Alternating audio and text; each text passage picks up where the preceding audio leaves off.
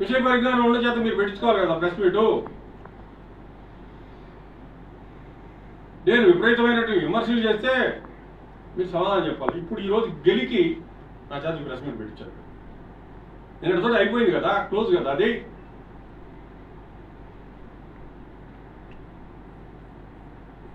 పైగా నీ వెనకమాల కూర్చున్నారు, ఒకళ్ళు ఇద్దరు ఉన్నారు.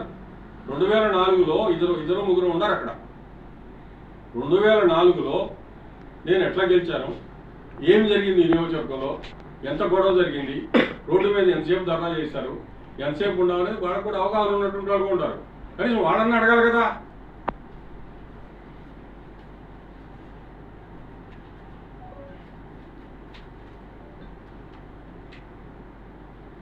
కాబట్టి నేను ఈ కారణాలతో వెళ్ళాను బయట, అంతే తప్ప వేరే ఏమీ కాదు.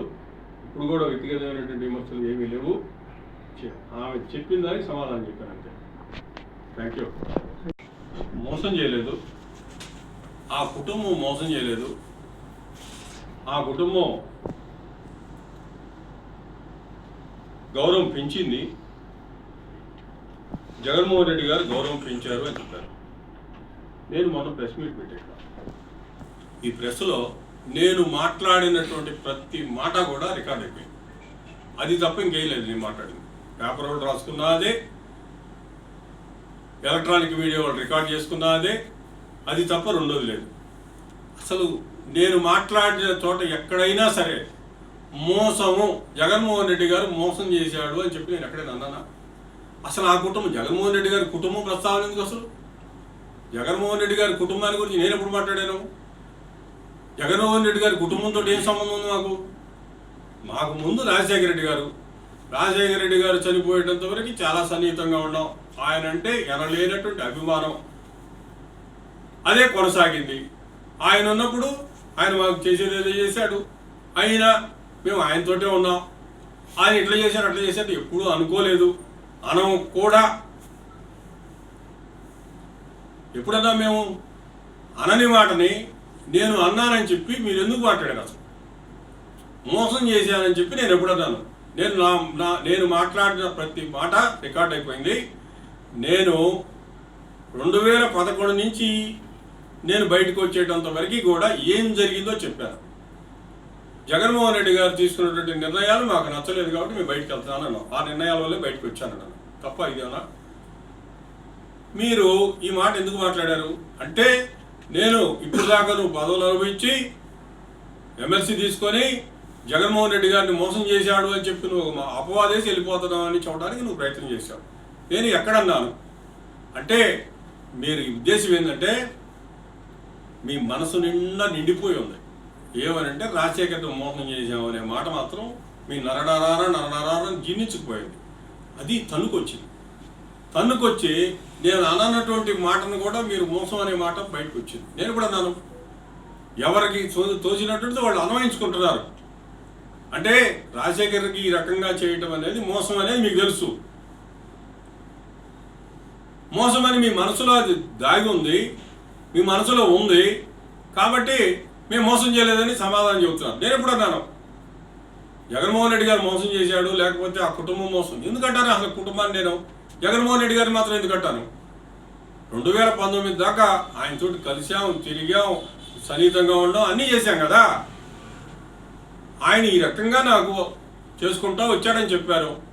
ఆయన తీసుకున్న నిర్ణయాల వల్ల మాకు ఇబ్బందికరంగా ఉంది. ఆయన ఏం చెప్పాడు చివరిలో?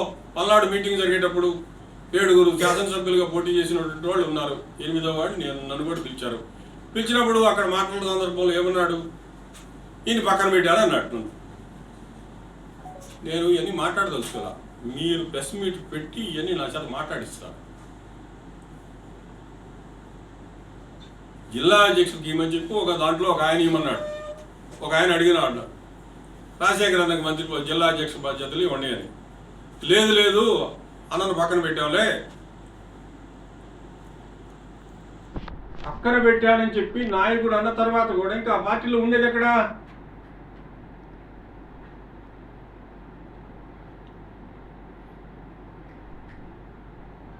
ఉండి నా చేత ఏ పని చేయించుకుంటారు మీరు? ఏం బాధ్యతలు అప్పచెబుతారు?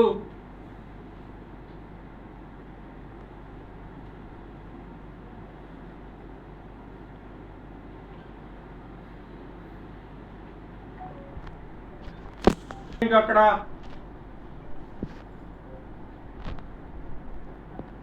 ఈ మాట మాట్లాడారు కాబట్టి గౌరవం ఇచ్చాము మేము, ఎమ్మెల్సీ ఇచ్చి గౌరవం ఇచ్చి ఆయన గౌరవాన్ని పెంచాము, పెంచినా కానీ వెళ్ళిపోతున్నాడు అనేటువంటి మాటలు మాట్లాడారు కాబట్టి ఇది చెప్పాల్సి వచ్చింది. అది చెప్పను, అయిపోయింది, అది అయిపోయింది, క్లోజ్. నేను అడుగుతుంటే అయిపోయింది కదా. వైఎస్ఆర్ కాంగ్రెస్ పార్టీకి రాజీనామా చేశాను, ఇంకా ఆ ప్రస్తావన అనవసరం, జరిగిందే జరిగిపోయింది. ఉన్నాం 15 సంవత్సరాల పాటు దాంట్లోనే ఉన్నాం. మంచి జరిగిందో చెడు జరిగిందో జరిగింది. నేను ఒక మాట ఆయన్ని వ్యక్తిగతంగా అందలుచుకోలేదు. పైగా నేను ఆయన కృతజ్ఞతలే చెప్పాను ఆయనకి, ఏది ఎమ్మెల్సీ ఇచ్చినందుకు. మీరు గెలికి ప్రెస్ మీట్ పెట్టి నేను అన్నటువంటి మోసం మాట మీరు మాట్లాడి పదవులు ఇచ్చి గౌరవించామని 2004లో కూడా నేను గెలిచింది కూడా మీరే క్రెడిట్లో, మీ క్రెడిట్లో వేసుకొని అది కూడా మీ యొక్క గొప్పతనం ఘనము అని చెప్పి ఇవన్నీ కూడా చెబుతూ ఉంటే మీకే సంబంధం? రాజశేఖర రెడ్డి గారు కాంగ్రెస్ పార్టీలో ఉన్నాడు. కాంగ్రెస్ పార్టీలో ఆయనతోటి ఉన్నటువంటి అనుబంధం మాకు ఉండేదేదో ఉంది. ఆ రోజు మీకు పరిచయం కూడా లేదే. కాంగ్రెస్ పార్టీలోంచి బయటకు వచ్చిన తర్వాత ఆ పేరు చెప్పే కదా మీలోకి వచ్చింది. బయటకు వచ్చిన తర్వాత మీతోటి ఎట్లా ఉండాం, మీతో పనిచేసేటప్పుడు నేను ఎట్లా పనిచేశాను, ఇదే కదా మనకి కావాల్సింది. నేను కూడా చెబుతున్నా కదా, 2019 ఎలక్షన్ అయిపోయేటప్పటికి కమిటెడ్గానే ఉన్నాం. ఆయన కూడా నా పట్ల అట్నే ఉన్నాడు, చెప్పింది నెరవేర్చాడుగా అనుకున్నాను నేను. అందుకే అట్లా నమ్మాం. రాజశేఖర్ జగన్మోహన్ రెడ్డి గారికి ఒక పేరుంది ఎన్నికలకు ముందు, మాట తప్పడు మడమ తిప్పుడు అని. అందుకనే కార్యకర్తలందరూ కూడా నమ్మారు. 2019కి పూర్వం సంగతి మీకెందుకు? ఎక్కడ అనలేదు కదా. నేనేమి పని చేయకపోయినా మీరేం మొయ్యలేదు నన్ను భుజాలెక్కించుకొని. నేను పని చేస్తున్నాను, కమిటెడ్గా ఉన్నాను. నియోజకవర్గాల్లో ఎక్కడా కూడా గ్రూపులు లేవు, తగాదాలు లేవు. నా వల్ల ఒక్కటి కూడా తగాద రాదు. తగాదాల పరిష్కారం తప్ప ఎవరికో సమస్య వచ్చినా నేను వెంటనే అటెండ్ అయ్యేవాడిని. జిల్లాలో ఏ కార్యకర్త చెప్పినా, ఏ ఎమ్మెల్యే చెప్పినా, పదవులు కావాలన్నా ఏదో కావాలన్నా కూడా వాళ్ళు చెప్పిందే చేసేవాడిని. కాబట్టి నాతో కాంట్రవర్షియల్ లేదు. ఎవరికి ఉందని నేను చెప్పాను ఎక్కడన్నా? ఎవరన్నా చెప్పారా? తెలుసుకొని మాట్లాడాలి కదా. తెలీదు, గతంలో మీరు లేరు. నిలువుగాళ్ళ మీద నుంచొని 5 రోజులు 5 రోజులు ఉండేవాడిని. పొద్దున్నే సాయంకాలం దాకా చేంజ్ మీదనే పట్లకపోతే 3 రోజులు పెడితే 3 రోజులు ఏ కార్యక్రమం పెట్టినా కూడా అక్కడ నుంచోనే సభ నిర్వహించేవాడిని. అంత కమిటెడ్గా పనిచేసాం, ఎక్కడా తేడా లేదు. 2019లో ఇక్కడ పదవి నేను ఊహించి ఈ పదవి ఇస్తారు అని చెప్పి ఈ పదవి అడగలే వాళ్ళని. నేను అడగల. అసలు మంత్రి పదవి ఇవ్వమని అడగలేదు, ఎమ్మెల్సీ పదవి ఇవ్వమని అడగలేదు. ఎమ్మెల్సీ ఇస్తామని వాళ్ళు చెప్పారు, మంత్రి పదవి ఇస్తామని వాళ్ళు చెప్పారు. ఈ చెప్పినటువంటి పదవే తప్ప నేను ఊహించుకొని నేను అవి రాలేదు కాబట్టి ఇక్కడ మనస్తాపానికి గురైపోయి నాకేదో జరిగిందని చెప్పి నేను పార్టీలో నుంచి బయటికి పోయామన్నట్లుగా మాట్లాడటం జరిగింది. అది కరెక్ట్ కానే కాదు. 2019లో నాకు చెప్పినటువంటి పదవి ఇవ్వలేదు, ఇది నగ్న సత్యం. 2019లో బహిరంగ సభలో చిలకలూరుపేటలో రాజశేఖర్ అన్నని గెలిపించండి, చిలకలూరుపేట గెలిపించండి వైసీపీ, రాజశేఖర్ అని మంత్రి పదవి ఇస్తారని చెప్పి జగన్మోహన్ రెడ్డి గారు స్వయంగా ప్రకటన చేశారు. ఈ ప్రకటన ప్రకారం ఇది అమలు జరిగిందా? ఇది అమలు జరగలేదు. కార్యకర్తల కృషితోటి, ఇక్కడ ఉన్నటువంటి జనంతో, జనం వేశారు ఓట్లు. జనం ఓట్లు అయిపోతే ఎట్ట గెలుస్తాం? జనం ఓట్లు వేశారు. ఎప్పుడు వేశారు? రాజశేఖర్కు మంత్రి పదవి ఇస్తామని చెప్పిన తర్వాత జనంలో నుంచి ఒక జోష్ వచ్చింది. ఎందుకు వచ్చింది? నేను అప్పటికి 2 సార్లు ఓడిపోయా, పార్టీకి పనిచేస్తా ఉన్నా, నేను ఆరోగ్యం దెబ్బతిన్నా కూడా ప్రజలకి ఎక్కడా కూడా దూరం కాలేదు, పార్టీకి దూరం కాలేదు, ప్రజల్లోనే ఉన్నాను. ప్రజల్లో ఓట్లు వేయడానికి కావాల్సినటువంటి అన్ని రకాలైనటువంటి పరిస్థితులు నాకు ఉన్నాయి. ఆ రోజు నాకు ఉన్నాయి కాబట్టి నా పదవి ఈకపోతే ప్రజల్లో వ్యతిరేకత వస్తుంది. పార్టీకి ఇప్పుడు దాకా పనిచేయించుకొని ఎమ్మెల్యే టికెట్ ఇవ్వలేదు అని చెప్పి జిల్లాలో ఇబ్బంది వస్తుందని వాళ్ళు ఆ రోజు నాకు మంత్రి పదవి ప్రామిస్ చేశారు. నాకు స్వయంగా ప్రామిస్ చేయటమే కాకుండా అక్కడ కూడా ప్రామిస్ చేశారు. అక్కడ కూడా నేను మొదట్లో ఒప్పుకోలేదు, నాకు మంత్రి పదవి కాదు ఎమ్మెల్యే సీట్ ఇవ్వాలని చెప్పి నేను గట్టిగా ఉన్నాను. అయోధ్య రామిరెడ్డి గారిని మా ఇంటికి పంపించి ఇక్కడ కార్యకర్తల సమావేశం ఏర్పాటు చేసి పాపం ఆయన చేత నీకు మంత్రి పదవి ఇస్తాడు జగన్మోహన్ రెడ్డి గారు స్వయంగా నన్ను పోయి మీకు చెప్పి రమ్మన్నాడని చెప్పి ఆయన చేత ప్రకటన చేయించారు. ప్రకటన చేయించినటువంటి వాళ్ళు ఆ మాట మీద నిలబడ్డారా? నిలబడాల. మంత్రి పదవి ఇవ్వలేదు. నేను అడగలేదు నువ్వు మంత్రి పదవి ఎందుకు ఇవ్వలేదని. మీ పార్టీ మీ ఇష్టం. ఆయన ముఖ్యమంత్రిగా ఉన్నాడు. ప్రతిపక్షంలో ఉన్నటువంటి పనిచేసినటువంటి వాళ్ళకి అధికారంలోకి వచ్చిన తర్వాత వాళ్ళకి పదవులు ఇవ్వటం, వాళ్ళ చేత పని చేయించుకోవడం అనేది నాయకుడి ఇష్టం. అవసరం లేదనుకున్నాడు, మేము మనం కూడా ఊరుకున్నాం. ఏం చేయలేదే, మంత్రి పదవి అదేది రీజనల్ కోఆర్డినేటర్ ఇచ్చారు, ఎమ్మెల్సీ ఇచ్చాడు, బాగా గౌరవం ఇచ్చారు. అసలు నాకు ఇస్తారన్నట్టు పదవి ఏంది, మీరు ఇచ్చారని చెబుతుంది ఏంది. సరే అయిపోయింది. 5 సంవత్సరాల్లో 19 నుంచి 24 దాకా 5 సంవత్సరాల కాలంలో నన్ను కానీ నాతోటి పాటు ఉన్నటువంటి నాయకులు కానీ కార్యకర్తలు కానీ ఏ ఒక్క పదవైనా ఇచ్చారా? ఏ ఒక్క కార్యక్రమంలోనైనా మమ్మల్ని పార్టిసిపేట్ చేశారా? ఏ ఒక్క కార్యక్రమానికైనా ఇన్వైట్ చేశారా? అసలు ప్రభుత్వంలో ఎప్పుడైనా సరే మేము ఒకడు ఉన్నాము, వీళ్ళని కూడా ఇన్వాల్వ్ చేయాలి అని చెప్పి ఎన్నికలు అయిపోయిన తర్వాత ఏనాడైనా పిలిచిన బాబర్ బైరా విజయసాయిరెడ్డి గారు 2024లో ఆయన ఏదో రీజనల్ కోఆర్డినేటర్కి ఇక్కడ వేస్తే ఆయన వచ్చాడు, మన నసరాపేటకు వచ్చాడు. వచ్చి నాకు కబురు చేశాడు. కబురు చేస్తే వెళ్ళా. ఈ 5 సంవత్సరాల్లో నువ్వు తప్ప మమ్మల్ని పిలిచినాడు ఎవడు లేడని చెప్పాను. ఇప్పుడు వచ్చి మేము చేసేది ఏముందని చెప్పాను. అది జరిగింది. అక్కడ మమ్మల్ని పిలవకుండా ఉండటం, 5 సంవత్సరాల పాటు మమ్మల్ని తొక్కేయడం, ప్రభుత్వం అధికారం ఉన్నప్పుడు ఏ రకమైనటువంటి సహాయ సహకారం లేకుండా ఉండటం, నమ్ముకున్నటువంటి కార్యకర్తలను ఎవరికి కూడా సహాయం చేయకపోవటం, ఇది బాగా గౌరవించడం. 4 సంవత్సరాల పాటు ఎమ్మెల్సీ ఇవ్వకుండా ప్రతిసారి కూడా ఇదిగో ఎమ్మెల్సీ వచ్చినప్పుడల్లా ఎవరో ఒకరు ఫోన్ చేస్తారు, ఇదిగో ఎమ్మెల్సీ అని చెప్పి చెప్పటం, ఇది అగౌరవించడం. సరే మీరు ఎన్ని చేసినా ఏం చేసినా నేను మాత్రం పార్టీ తప్పుగానే ఒప్పుకొని చేరాం అనే ఉన్నాం తప్ప మీరు ఇవ్వలేదని కానీ ఇచ్చారని కానీ ఎప్పుడూ ఏమీ అలా. అదే రకంగా గడిచిపోయింది. 2019 అయిపోయింది, 24 అయిపోయింది. 24 తర్వాత ఆయనంతటా ఆయనే మరలా నీకు చిలకలూరుపేట ఇస్తున్నానని చెప్పాడు. చిలకలూరుపేట ఇస్తున్నాను అని చెప్పడానికి ముందు నీ భార్యను పెట్టు అన్నాడు. నా భార్యను పెట్టేది ఏంటంటే ప్రతిపక్షంలో ఉన్నప్పుడు ఏం మాట్లాడతారు ఆడవాళ్ళు అని చెప్పాను. సరే నువ్వేముండు అన్నాడు. నువ్వేముండు అన్న తర్వాత 4 రోజులకో 5 రోజులకో 6 రోజులకో ప్రకటన చేస్తా ఉన్నారు. ప్రకటన చేస్తామని చెప్పి మరలా వేరే వాళ్ళకి ఇచ్చుకూడదు. ఇచ్చుకో, దాని గురించి కాదు, నాకు ఇస్తామన్నారు. నాకు ఇస్తామని చెప్పి ఈ రకంగా చేశారు. అది నాకు ఇస్తామని చెప్పి మీరు ఈ రకంగా చేశారు. అది వదిలిపెట్టి పార్టీ నిబద్ధతతోటి మేము ఉన్నాం, పార్టీ ఏమి డైరెక్షన్, పార్టీ నిన్ను కాదు మేము మాట్లాడుతున్నాం. ఇక్కడ పార్టీ అధిష్టానం మాకేం చేసింది అనేది తప్ప రెండోది లేదు. ఇక రెండోది తర్వాత కొంతకాలం గడిచిన తర్వాత నాకు సపోర్ట్ చేయడం మొదలుపెట్టింది కాంగ్రెస్ పార్టీ సపోర్ట్ చేసేటువంటి క్రమంలోనే రాజశేఖర రెడ్డి గారు వచ్చాడు. కాంగ్రెస్కి వ్యతిరేకంగా రాలి ఆయన కాంగ్రెస్కు, ఎందుకంటే రాజశేఖర రెడ్డి గారు కాంగ్రెస్ పార్టీకి ముఖ్యమంత్రిగా కాబోయేటువంటి క్యాండిడేట్ ప్రచారం నిర్వహిస్తూ ఉన్నాడు. నిన్న ఎవరో తెలిసి తెలియక కాంగ్రెస్ అభ్యర్థి ఉన్నప్పటికీ కాంగ్రెస్ అభ్యర్థిని కాదని చెప్పి కాంగ్రెస్ అభ్యర్థి లేడు. కాంగ్రెస్ అభ్యర్థి కూడా రాజశేఖర రెడ్డి గారు ప్రచారం చేసేటప్పుడు నా పక్కన తీసుకొచ్చి రాజశేఖర రెడ్డి గారు నుంచోబెట్టి రాజశేఖర్కి సపోర్ట్ చేయండి, రైలు ఇంజిన్కి ఓట్లు వేయండి అని చెప్పాడు. తెలిసి తెలియనటువంటి దీంతో ఏది పడితే అది మాట్లాడే పరిస్థితి అనమాట. ఆ ప్రచార కార్యక్రమంలో భాగంగా ఇక్కడ కాంగ్రెస్ అభ్యర్థిని ఆపి నాకు సపోర్ట్ చేస్తూ రాజశేఖర రెడ్డి గారు ఆ క్రమంలో ఇక్కడ రైలు ఇంజిన్కి ఓటేయండి అని చెప్పి ఇక్కడి నుంచి నసరాపేట పోయాడు.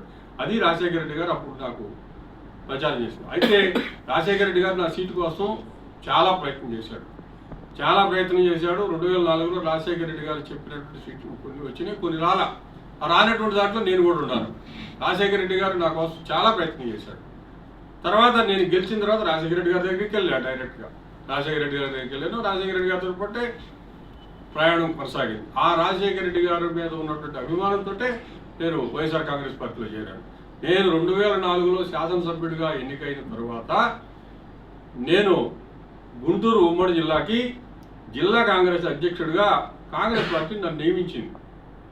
కాంగ్రెస్ పార్టీ జిల్లా కాంగ్రెస్ అధ్యక్షుడిగా నియమించింది. ఆ రోజుల్లో కాంగ్రెస్ పార్టీ జిల్లా అధ్యక్షుడిగా నియమించినట్టే నాకంటే పెద్దోళ్ళు ముందున చాలా పెద్దోళ్ళు పనిచేసినటువంటిది జిల్లా కాంగ్రెస్ అధ్యక్షుడు అంటే. జిల్లా కాంగ్రెస్ అధ్యక్ష పదవికి ఒక క్రేజ్ ఉండేది.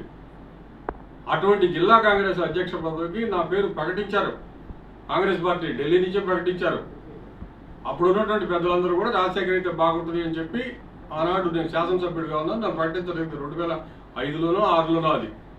అట్లా ప్రకటించిన తర్వాత నేను అప్పుడు వాళ్ళకి చెప్పాను, నేను టెక్నికల్గా ఇండిపెండెంట్గా సింబల్ మీద గెలిచాను, కాంగ్రెస్ సింబల్ మీద గెలవలేదు కాబట్టి మరి ఎట్లా ఉంటుంది. అప్పటికే ప్రకటన వచ్చింది, జిల్లా కాంగ్రెస్ అధ్యక్షుడు మొత్తం అనౌన్స్ చేశారు.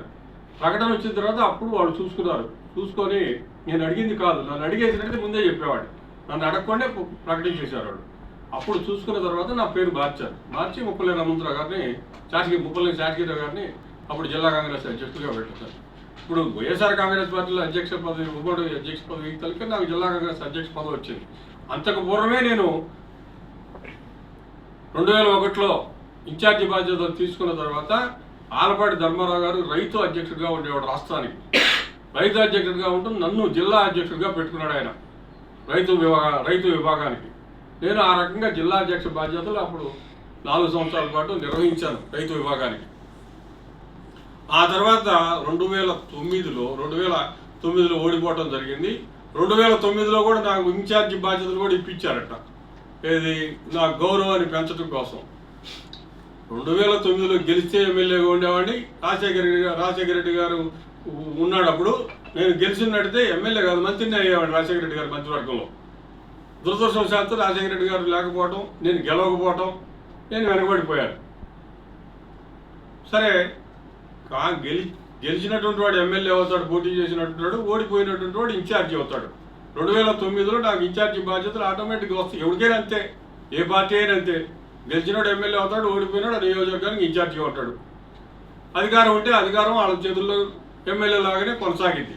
కాబట్టి ఇక్కడ 2009లో కానీ 2004లో కానీ ఎవరో ఇచ్చి ఎవరో చేసి ఇది చేసింది కాదు. ఇక్కడ ప్రజల్లో వచ్చినటువంటి తిరుగుబాటే ఆ రోజు మా పట్ల ఉన్నటువంటి అభిమానం, సాంబయ్య గారి పట్ల ఉన్నటువంటి అభిమానం, వీటన్నిటితోటి నేను శాసనసభ్యుడిగా గెలిచాను. ఆ రోజు చిలకలూరుపేట ఒక రణరంగంలా తయారైంది నామినేషన్ రోజు. అది ఎప్పుడు కూడా జరిగేలేదు, అటువంటి పరిస్థితులు ఉన్నాయి అక్కడ. ఆ నేపథ్యం తెలుసుకోకుండా ఏది పడితే అది మాట్లాడేయటం.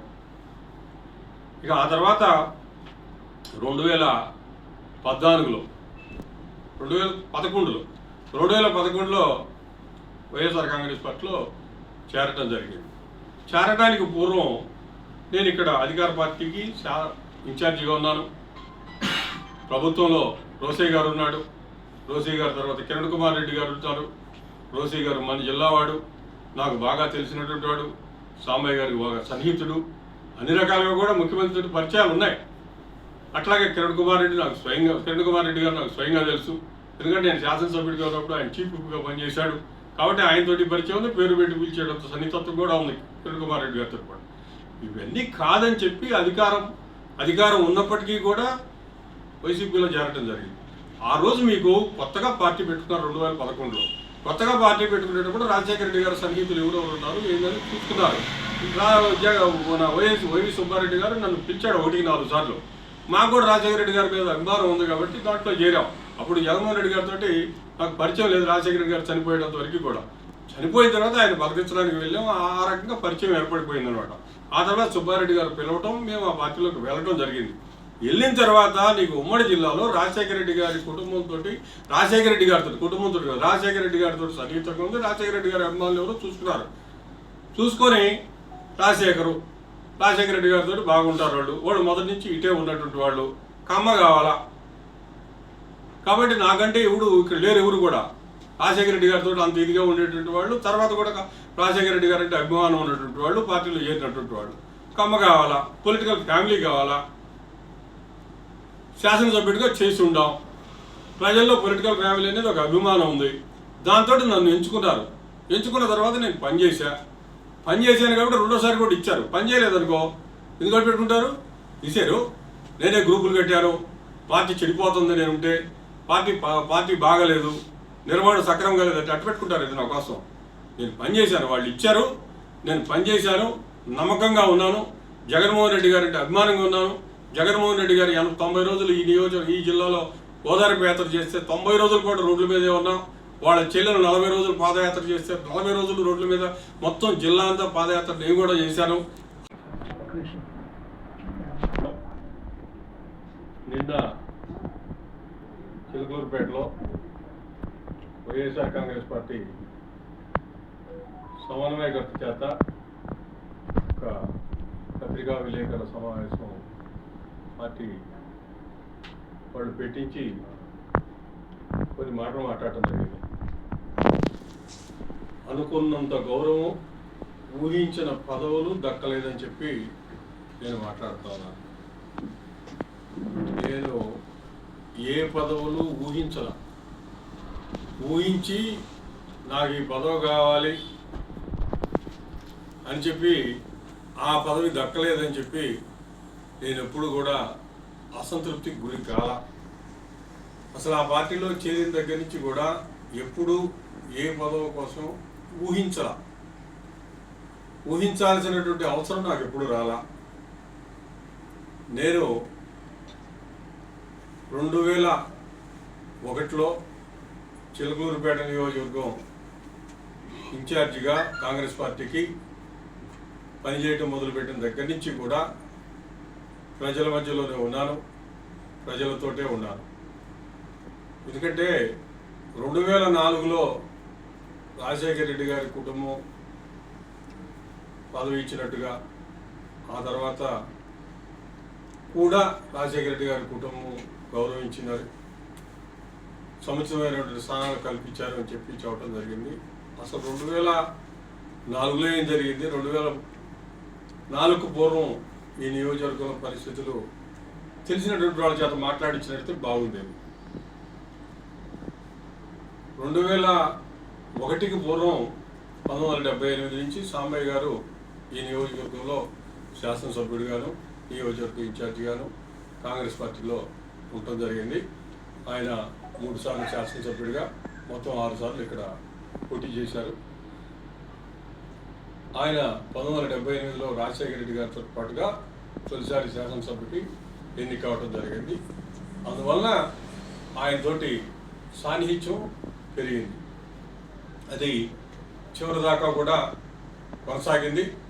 రాజశేఖర రెడ్డి గారితో సన్నిహితత్వం, రాజశేఖర రెడ్డి గారితో స్నేహం వలన సామయ్య గారికి ఇబ్బందులు కూడా ఎదురైనాయి. ఆ ఇబ్బందులు ఏంటంటే, ఆయనకి ఒక దశలో అప్పుడు ఉన్నటువంటి కాంగ్రెస్ పార్టీలో గ్రూపులు ఉండేవి. రాజశేఖర రెడ్డి గారిని వ్యతిరేకించేటువంటి వర్గాలు సామయ్య గారికి సీటు రాకుండా కూడా చివరి దాకా ప్రయత్నం చేయటం.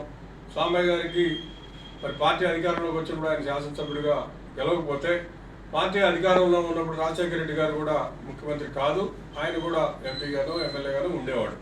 మరి అటువంటి పరిస్థితుల్లో సామయ్య గారికి ఏ పదవి రాకుండా అడ్డుకోవడం, సామయ్య గారు కొన్ని ఇబ్బందులు పడటం జరిగింది. ఎన్ని ఇబ్బందులు పడ్డా కూడా రాజశేఖర రెడ్డి గారితో సన్నిహితంగానే మెలిగేటువంటి వాళ్ళు. అది ఎప్పుడు కూడా మేము రాజశేఖర రెడ్డి గారితో ఉన్నాం కాబట్టి ఇబ్బందులు వచ్చినాయని చెప్పి ఎప్పుడు అనుకోలే. అల్టిమేట్గా 94లో అయితే సీటు రానటువంటి పరిస్థితుల్లో పివి నరసింహారావు గారు ఉండి సాంబయ్యకి సీటు ఇవ్వట్లేదు ఎట్లా అని చెప్పి పివి నరసింహారావు గారు ఆ రోజు సీట్ ఇవ్వటం, సాంబయ్య గారు 94లో గెలవటం, ఇవన్నీ కూడా ప్రజలకు తెలిసినటువంటి విషయాలు. ఆ నేపథ్యంలో సాంబయ్య గారు ఉన్నప్పటి నుంచి కూడా నేను ఇక్కడ చిలకలూరుపేటలో న్యాయవాదిగా ఉండేవాడిని. ఆ రోజుల్లో ఉన్నటువంటి పరిస్థితి ఏంటంటే, చిలకలూరుపేట నియోజకవర్గంలో ప్రతి గ్రామంలో కూడా ఏదో ఒక రకంగా పొలిటికల్గా వివాదాలు అంటే ఉండేవి. అప్పుడు ఉన్నటువంటి పరిస్థితులు వేరు. అది నియోజకవర్గం కానివ్వండి, జిల్లా కానివ్వండి, అప్పుడు ఉన్నటువంటి పొలిటికల్ వాతావరణం ఏంటంటే పోటాపోటీగా ఉండేది. ప్రతి గ్రామంలో కూడా క్రిమినల్ కేసులు ఉంటుండే, కొట్టుకుంటూ ఉండేవాళ్ళు. కాబట్టి కేసులు కూడా ఎక్కువగా ఉండేవి. నా అవసరం చాలా ఉండేది. నేను కూడా పొలిటికల్గా వచ్చినటువంటి కేసులన్నీ కూడా వాళ్ళకి ఉచితంగానే సేవ చేయడం జరిగింది. దాని ద్వారా ఏంటంటే నేను ప్రజలకి బాగా దగ్గరయ్యాను. పార్టీలో ఉన్నటువంటి వాళ్ళందరికీ కూడా నేను బాగా పరిచయాలు ఏర్పడిపోయినాయి. పరిచయాలు పార్టీలో ఉన్నటువంటి వాళ్ళందరూ కాకుండా దీనికి ఎదురుగా ఉండేటువంటి వాళ్ళందరూ కూడా తెలుగుదేశం వాళ్ళు. వాళ్ళతో కూడా నాకు పరిచయం ఏర్పడింది. వాళ్ళకి నేను ఎవరో కూడా తెలుసు. మరి కాబట్టి ఈ నియోజకవర్గంలో నాకు పరిచయం బాగా పెరిగిపోయింది.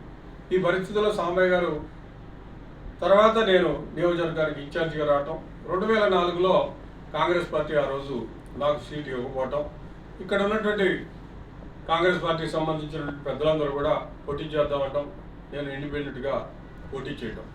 అక్కడ ఏం జరిగింది అంటే కార్యకర్తల్లో ప్రజల్లో కూడా ఒక రివోల్ట్ వచ్చింది.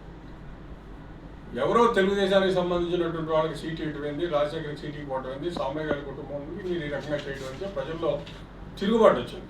ఆ రోజు సీటు ప్రకటించినప్పుడు చిలకలూరుపేట నియోజకవర్గంలో, చిలకలూరుపేట పట్టణంలో మధ్యాహ్నం 2 గంటలు 3 గంటల నుంచో రాత్రిపూట 1 గంట 2 దాకా ఇక్కడ రోడ్డుని హైవే, నేషనల్ హైవే ఊళ్ళో గుండా పోయింది.